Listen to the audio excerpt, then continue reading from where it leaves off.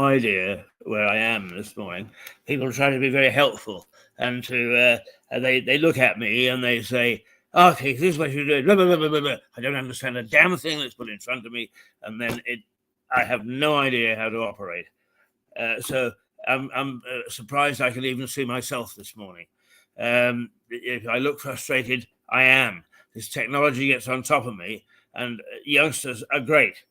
They go so fast, and they understand what they're doing, and I don't. And then I'm left to sort myself out at 6:30 in the morning. Well, it ain't going to happen anymore. Heads will roll. Yes, that's a good start for me in the morning. But who are we? Who am I? Well, let's.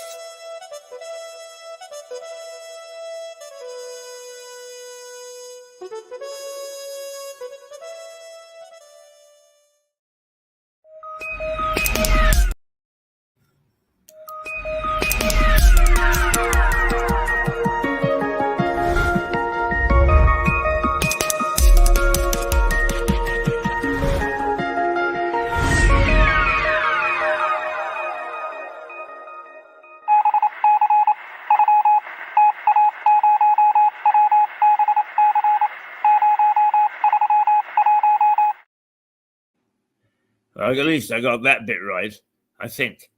Yes, I think that we're on the air, and I don't know whether that means anything particularly, because we're all over the shop this morning. I've been 2 hours preparing for our news hour, because it is important that we actually get things right. And all I've done is I've fiddled around with bloody technology. I have taken a stance that computers are taking over the world. Me and Elon Musk say that they are now controlling us instead of vice versa, and it's too damn true. And it's got to stop. Right from the top on down. Rishi, listen to me. Yeah, get a grip. Take back control of mankind and our destiny from these bloody computers and the banks that use them and the facilities companies that use them and the technology companies that use them. It's gone far enough. We've got all these things that are helping us, and they're so out of hand as they don't help anybody. All they do is get in the way. You have been warned. I lived in the land of terrorists for 15 years. I learned how to do it, so be careful. Yes. Right. Now, I have no idea whatsoever what we're going to do. I know what we're going to do. We're going to look at the news headlines, whether in fact we can get anything to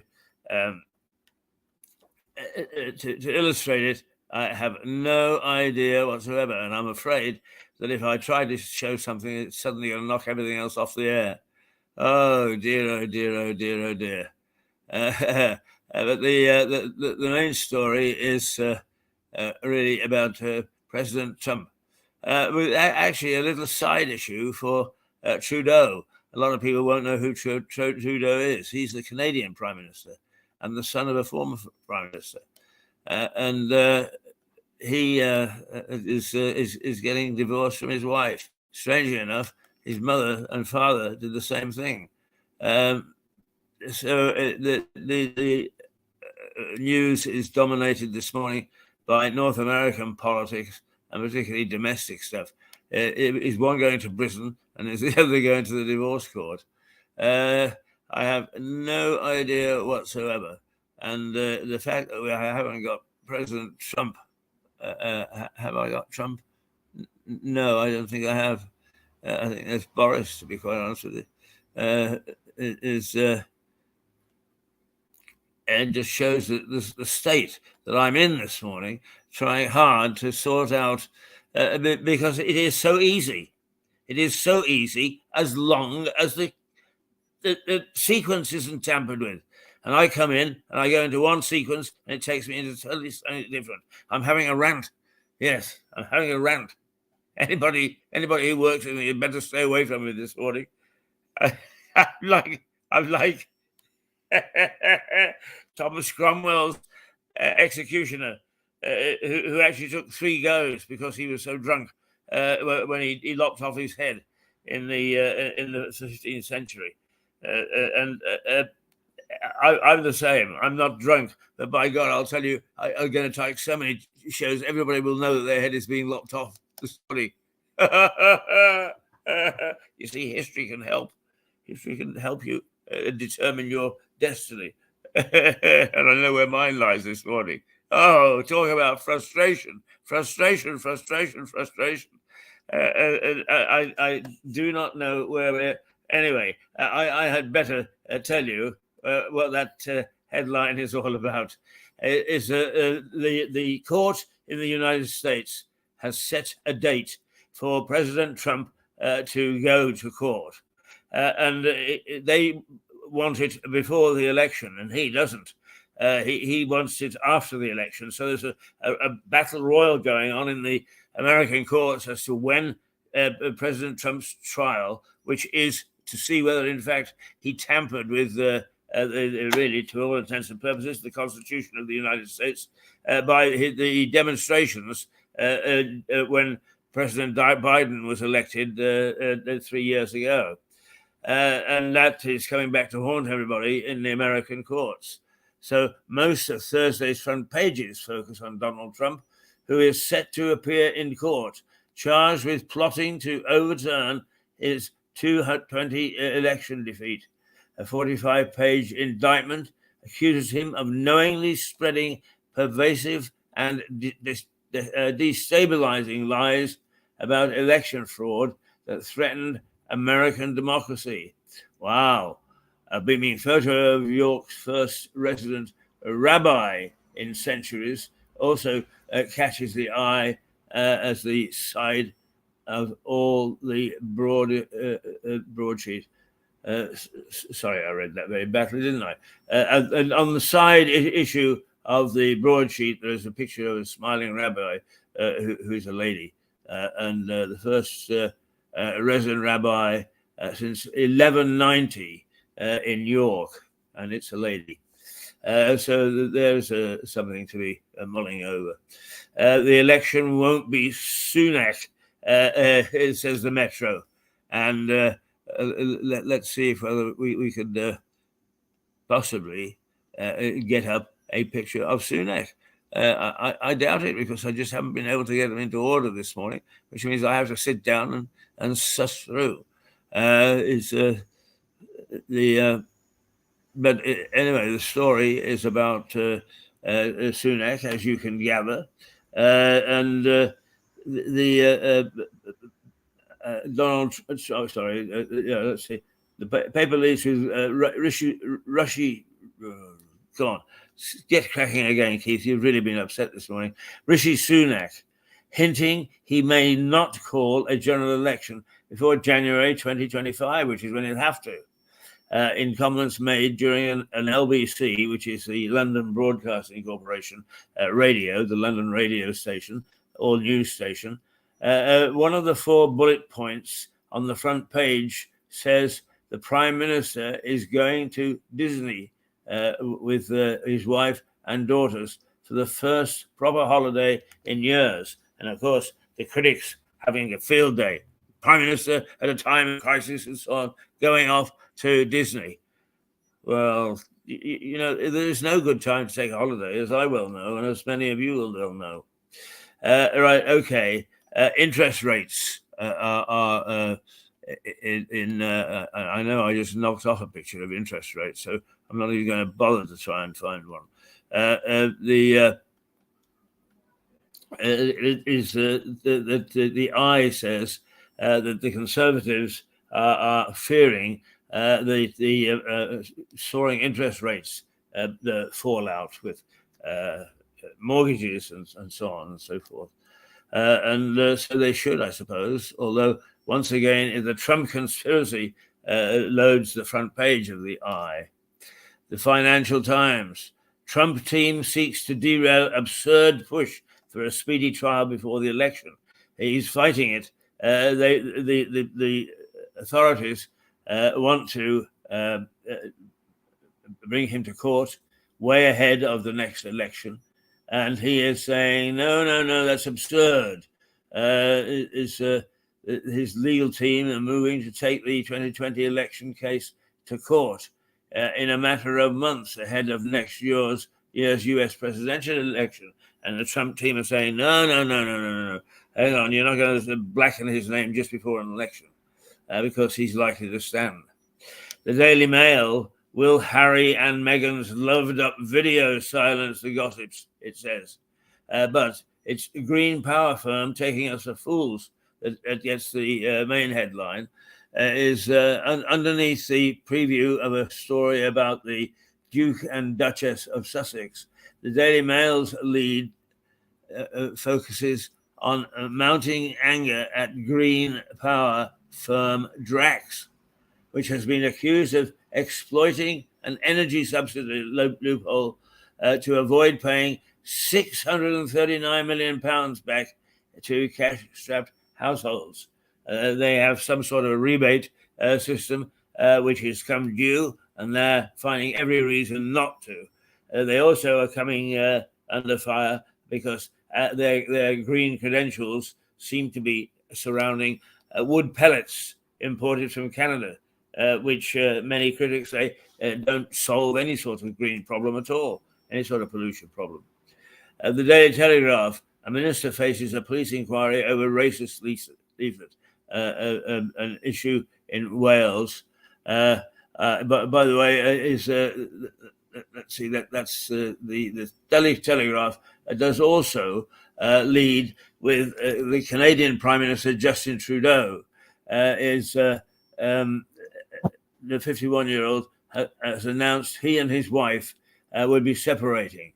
The lead story centers on Gwent police reviewing the content of a leaflet about travellers and gypsy sites, which were sent to constituents by the government's Welsh Secretary, David Davis, who defends the leaflet, arguing the location of sites was a legitimate matter for public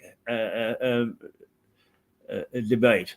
If you can't do anything nowadays, say anything without somebody calling you a racist or a bigot or whatever. I mean, it just got beyond stupidity. It really has. Right? I would tell you how much I smarted because when I was in Canada, I was picked on because I sounded the way I did. Anybody got sympathy for me? Not a bit of it. I fought it through. It actually made me a better journalist because most people didn't want to give me any work because of my voice. I fought harder and got better to make sure that they were forced to hire me because I was good and better than anybody else. That's the way I saw it. I didn't go all shy and blushing violet because I thought that I was being picked on and discriminated against. Now, that's my view of it. It's, for God's sake, stop being so bloody sensitive and get on with it. The Mirror: NHS strikes are to blame for waiting lists. Oh, that's got lots of scorn from the left. And I think I think the Labour Party have done some surveys to show that the doctors were abandoning the NHS before the strikes took place. What a storm about tuppence. The Times: Trump heads back to Washington to deny election charges. And another one is: get on your delivery bike, a minister tells the over 50s. Okay, I've got some sympathy with that. That thing is, the people who run this television station are all well over 50. And we get up at some ungodly hour and we go to bed at some ungodly hour to make it work. So, yeah, there's no excuse. Age is no excuse not to work. Or at least be active. Sitting at home, reading and drinking tea all day isn't an option. The Daily Express: Rishi's blunt ultimatum to striking doctors. Right. He's on a phone in London. The Prime Minister insisted that the payoff on the table to doctors is final, something the paper brands a blunt ultimatum. King Charles waves at the top of the masthead as headline writers tease the wet August weather, which is likely to continue. What a mixture of headlines this morning, some of which are so inconsequential, I've forgotten them before I finished reading them. And I'm sure you've forgotten them before you finished listening to them. But the Daily Star, as usual, one has to pay attention to the Daily Star each day. The world's best boffin. I'll tell readers in the next 28 days if I found E.T. The proof is out there, it says. The Daily Star has a story about a baker who refused to cater for ex-Coronation Street actress Catherine Tilsley on her 40th birthday in exchange for publicity rather than money. The TV star said she did not know the emails had been sent and called the whole affair bizarre. Most of Thursday's front pages touch on Donald Trump facing his third and most serious set of criminal charges. The former president is due in a courtroom in Washington after being accused of plotting to overturn the result of the last presidential election. Well, there you are. If you can stay up with that lot, you're doing well. And it's now 6:49. It's not 6:49 at all. It's 8:49. It's the third day of July, and it's not even the third day of July. It's the third day of August, 2023. And it's 18 degrees centigrade, probably going to nudge 2 more, probably going to go up to about 20. And we're going to have some rain today, not the way that it was yesterday. We're going to get some rain, but mostly it'll be a much drier day. But then it's all going to return with a vengeance tomorrow. So be prepared. If you're going to put the washing out on the line, and make sure that you're ready to rush out and pull it back in again. Otherwise, it'll be wasted effort. Right, okay. What have we got on today in Mirador? Well, we've got this complete utter bloody fiasco with me tearing around like chicken with my head cut off this morning. And that must get some people sympathetic to what happens when you wake up first thing in the morning, particularly those people who don't get up until about 8 o'clock. Oh, dear. Wow. I can't imagine staying in bed until 8 o'clock. I really can't. But there you are. I mean, so different people have different times, different cycles in their day to get going.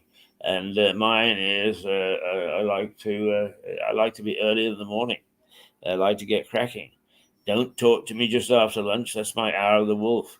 In fact, some of my colleagues here accuse me of falling asleep while I'm talking to them. And they're absolutely right, I do. And I just can't keep my eyes open after midday. But then I pick up again about 3 in the afternoon, and I'm ready to go in for another 2 or 3 hours of work. So if you're over 50 and the Prime Minister is saying, get on your bike, or a minister is saying, get on your bike, get on your bike. Give it a try. See what it's like out there at midday. And not hunkered over a cup of tea and a novel. And particularly at this time of the year, not in front of a fire.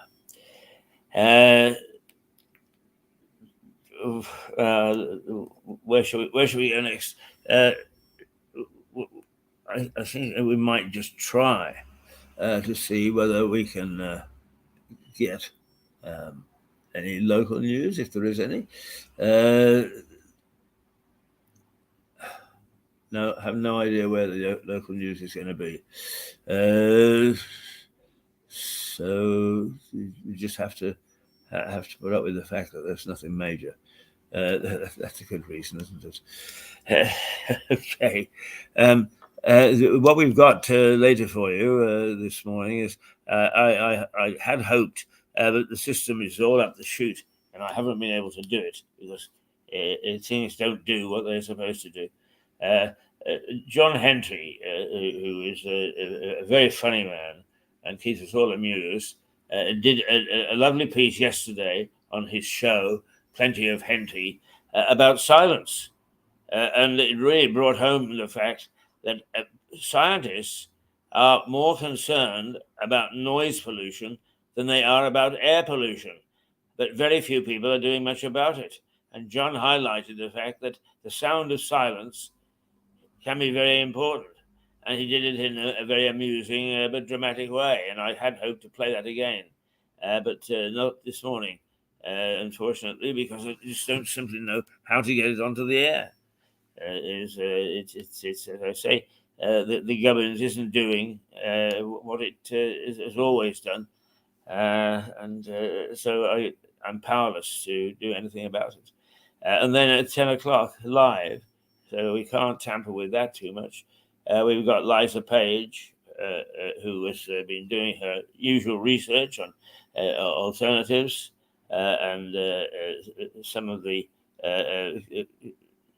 efforts by the establishment to control the populace. She's always good value for money, and she will be joining me at 10 o'clock. So it's just coming up to 9 o'clock. Well, it's not, it's just 6 minutes to 9. And if I can find the paper, I have no idea what I've done with that. Oh, here it is. I haven't really had time to even glance through the inside pages. Here is the back page, and this is where it really starts to get to me, and I really get sort of wonder at where the hell we're going. Manchester City are paying £78 million for a football player. I mean, how stupid and really quite sickening can you get? £78 million for a football player. And it's Manchester City, which means that Philip Meredith, one of our two Bs, will be down my back like a what's the term they say? Right, a rat up a drain pipe. He'll be on my back this morning, giving me a bad time because Manchester City is his team, and as a consequence, if this £78 million man is going to bolster it, I expect he, along with a lot of other people, will be applauding the whole thing.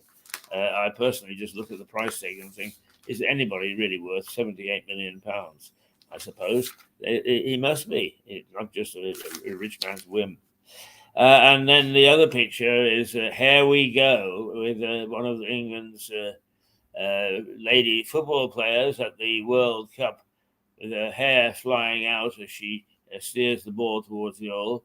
And Chloe Kelly is the lady in question.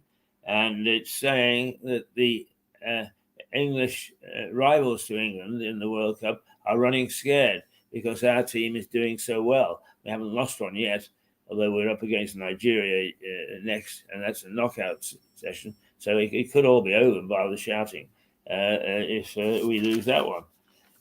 So there we go. Now, what about the inside pages? Just very briefly.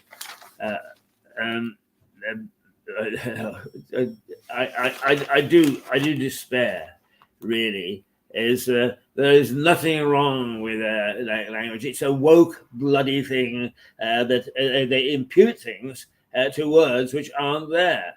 And the BBC reprimand their cricket reporter and a former Love Island contestant who called a petite blonde Australian star a little Barbie.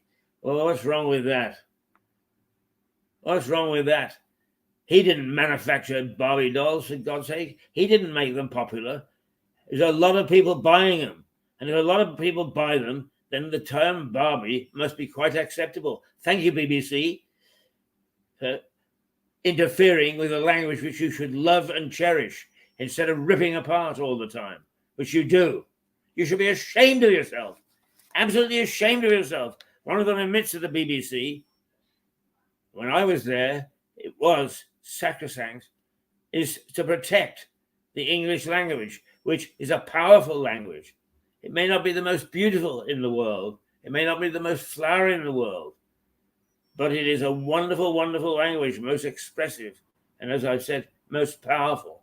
And here we've got these wokes playing around with it just because somebody calls and describes a little Barbie.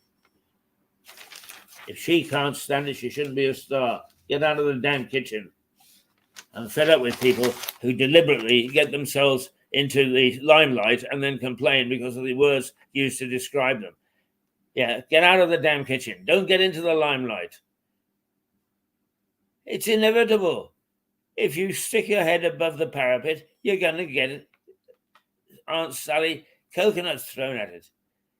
That is the cost of fame or notoriety. You want your cake and eat it. Ha. Gee. And then there's something about TikTok, but since I don't understand TikTok, I'm not going to bother to get into it.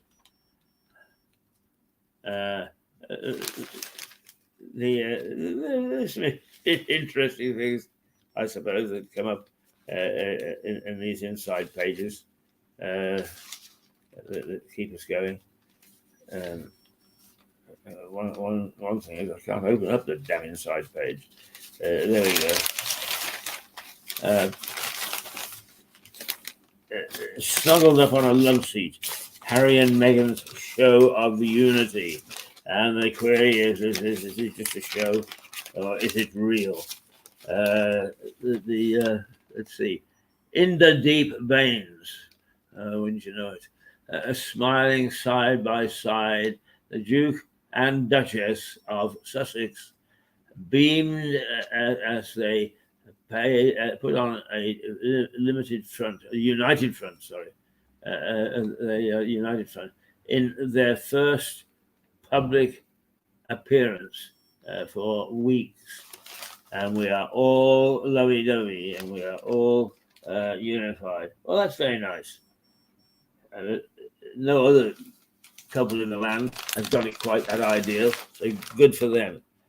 If they got an ideal situation, they've worked very hard at it. And I'm not sure that I believe it.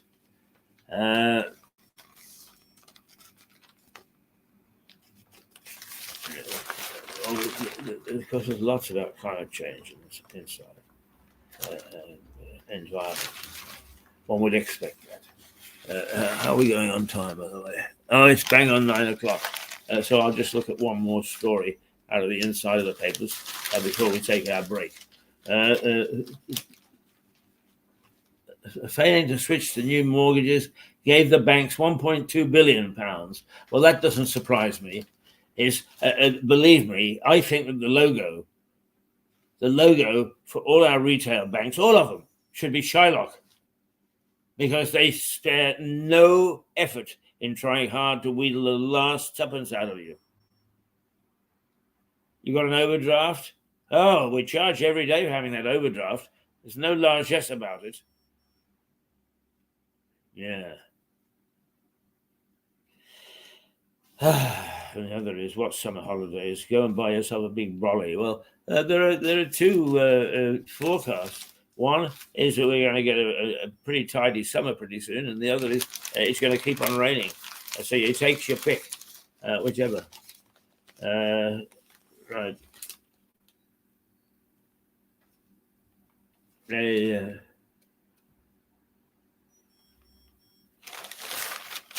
The rest inside at the moment is all about Donald Trump and the fact that he is going to being called to court, charged criminally. The first president to be so, I understand, is charged criminally with interfering with the last election and trying hard to overturn a lawful and legitimate result for Joe Biden.